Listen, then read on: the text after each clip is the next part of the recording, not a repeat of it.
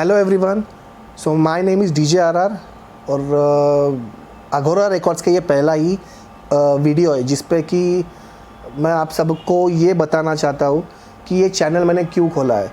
Profession से मैं DJ हूँ, मैं 12 साल से डीजेइंग कर रहा हूँ और पुणे के जो टॉप ऑफ द क्लब्स है या फिर टॉप ऑफ द लाउंजेस है वहाँ पे मैंने प्लेइंग किया हुआ है, वहाँ पे मेरे शोज़ हो चुके हैं।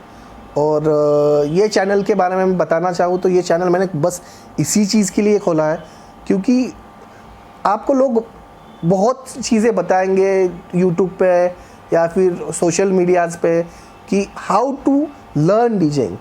तो पहले ही मैं आप सभी को बता दूं कि ये मैंने जो चैनल जो स्ट्रक्चर्ड किया है वो हाउ टू लर्न के ऊपर नहीं है या फिर डीजेइंग कैसे सीखनी है इसके ऊपर नहीं है। सीखने के बाद डीजेस के जो प्रॉब्लम्स होते हैं, जो स्ट्रगल है, मैंने उसके रिलेटेड ये एक चैनल बनाया हुआ है जो कि मुझे ऐसे लगता है कि लोग बात नहीं करते। आपको लोग आपसे बड़ी बड़ी फीस लेके आपको ये तो बता देते हैं कि सीखना कैसे है, पर सीखने के बाद में आने वाले प्रॉब्लम्स, शोज़ के लिए होने वाली मारा मार या फिर मैं बोलूँ शोज़ के लिए होने वाली तकलीफ़ें, ये सब चीज़ें जो है वो कहीं ना कहीं लोग छुपाते हैं या फिर बताना नहीं चाहते।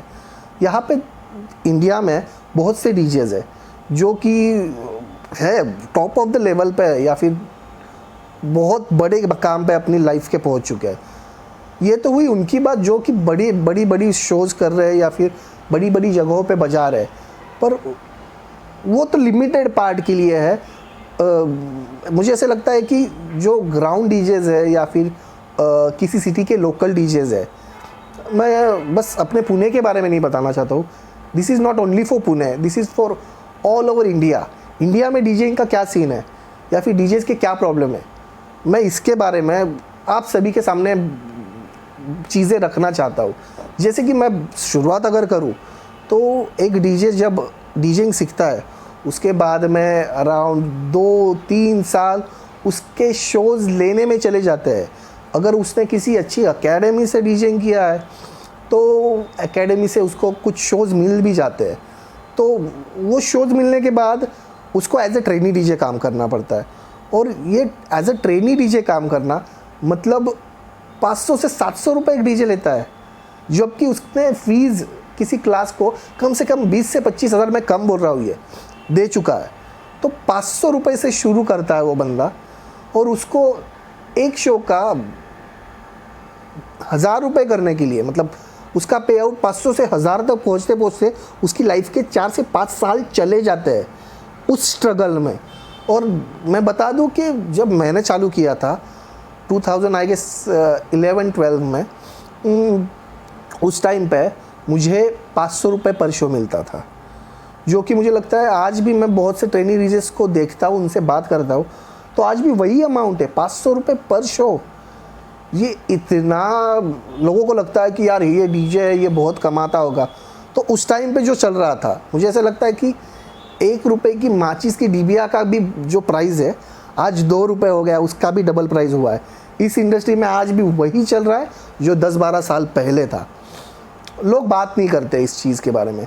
जो डीजेस के प्रॉब्लम्स है, जैसे कि क्लब्स में डीजेस बजाते हैं, कोई रेसिडेंसी करता है या फिर कोई एज अ गेस्ट डीजे बजाता है, तो वहाँ पे डीजेस के पैसे थका देते हैं लोग।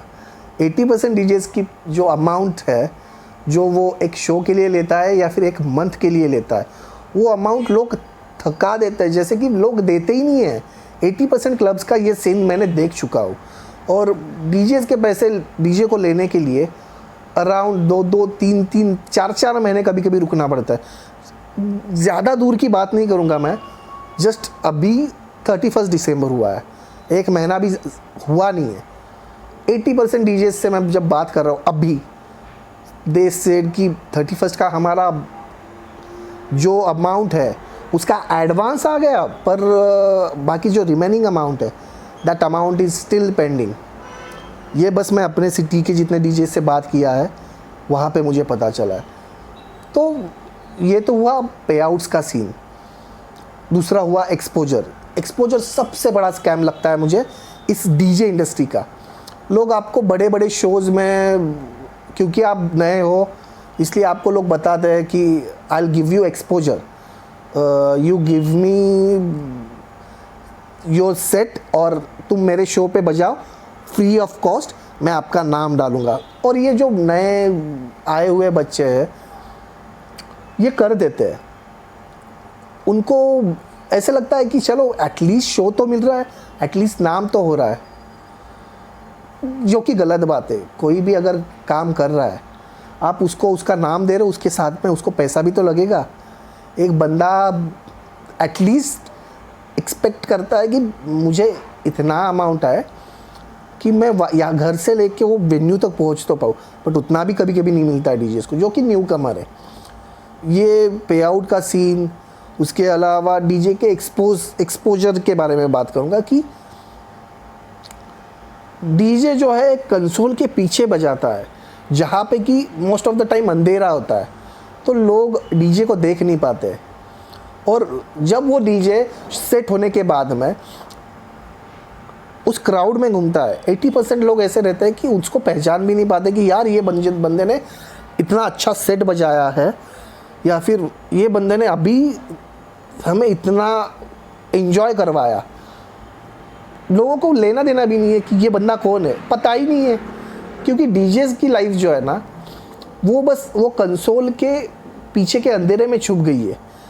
तो मुझे ऐसा लगता है कि ये चैनल पे हम हर डीजे को उस अंधेरे से जिसको ज़रूरत है उसको बाहर लाएंगे और आपके सामने रखेंगे कि मुझे दिखाना भी तो है कि एक डीजे की लाइफ या फिर एक डीजे का जो डेली रूटीन है वो अपनी लाइफ में क्या करता है, वो अपनी लाइफ में उसने क्या क्या प्रॉब्लम्स फेस किए हैं to get these type of opportunities in his life. Like ये जो चीज़ें वो जिस मकाम पे अभी पहुंचा है, फिर वो 2 साल बजा रहा हो या फिर वो 10 साल बजा रहा हो, इससे लेना देना नहीं है। क्योंकि यहाँ इस चैनल पे कोई भी डीजे मुझे ऐसा लगता है जूनियर सीनियर नहीं रहेगा। यहाँ पे जो है आर्टिस्ट रहेगा जो कि अपने आर्ट के लिए अपना टाइम ज़्यादा से ज़्यादा टाइम देता है और उसको उसके पीछे कुछ भी नहीं मिलता है। तो ये तो पहली बात हुई कि ये चैनल पे क्या क्या चीज़ें रहेंगी। दूसरा हुआ फीमेल डीजेस।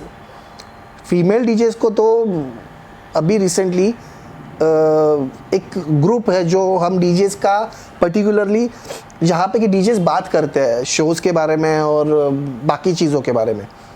तो उस एक पर्टिकुलर उस ग्रुप पे एक फीमेल डीजे का हमने मैसेज देखा था कि एक बंदा वो फीमेल डीजे को he is asking for a favour, जो बंदी की अपने काम में 1000% देती है, जिसका काम आप अगर देखोगे, उसकी प्लेइंग अगर देखोगे तो she is excellent in that particular job. पर लोगों का ऐसा कहना था या फिर वो बंदे का ऐसा कहना था कि फेवर चाहिए उसको, या फिर you know what I mean कि फेवर के मामले में मैं क्या बात कर रहा हूँ। तो एक फीमेल डीजे वो भी चीज़ें फेस करती है। ये तो हुआ एक फेवर का, एक डीजे का। ऐसी बहुत सी फीमेल डीजेज है जो कि सरवाइव करने के लिए उनको ऐसे घिनौने लोगों से कभी कभी डील करना पड़ता है। ये हुआ फीमेल डीजेज का।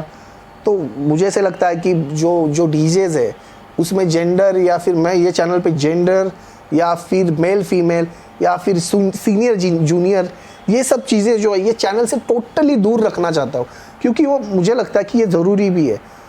कोई भी DJ as a junior senior कहीं पे एक्सपोज हो, ये गलत बात है कि मेरा नाम ज़्यादा है और मुझे यहाँ पे आप ये नहीं पूछोगे। यहाँ पे सब पूछा जाएगा भाई। अगर आपको चाहिए आपकी लाइफ लोगों के सामने आए, आपकी बात करते करते वो जो है पिछले 30-40 सालों से बजा रहे थे, ही सेड कि इंडस्ट्री में जो है, इंडस्ट्री में डीजे की ग्रोथ जो है एक सर्टन लेवल पे ही होती है, उसके बाद में वो रुक जाती है। मुझे ऐसा लगता है जो उन्होंने एक डायलॉग मारा था कि दोज वर द डेज, ऐसे नहीं है। अगर आप आर्टिस्ट हो तो आपकी लाइफ जो है वो आप वो फील्ड के लिए देते हो, और एक टाइम के बाद जस्ट बिकॉज ऑफ आपकी एज ज़्यादा है तो आपको शोज़ मिलना बंद होना, या फिर वो चीज़ें आपको फेस करना लगना, या फिर करने आप करते हो, वो मुझे गलत चीज़ लगती है।